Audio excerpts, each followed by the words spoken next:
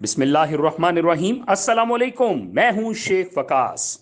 ناظرین، آپ کو یہاں پہ ایک اپڈیٹ دیتا چلوں۔ رات کو جیو نیوز پہ بھی میں خبریں سن رہا تھا، وہاں پہ بھی میں دیکھ رہا تھا، اور ابھی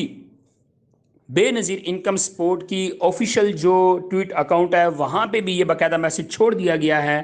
کہ پہلے آپ کو میں یہ بتاتا چلوں کہ سیلاب متاثرین کے ہر فرد کو 25,000 روپے ملنا ہے۔ اور رات کو میں جیو نیوز پہ بھی دیکھ رہا تھا، وہ یہ بتا رہے تھے کہ 23,000 روپے مل رہا ہے، اور ابھی باقاعدہ آپ دیکھ لیں کہ میسج بھی باقاعدہ بے نظیر انکم سپورٹ کی طرف سے کر دیا گیا ہے کہ بے نظیر انکم سپورٹ پروگرام کی جانب سے سیلاب متاثرین کو دی جانے والی 25,000 روپے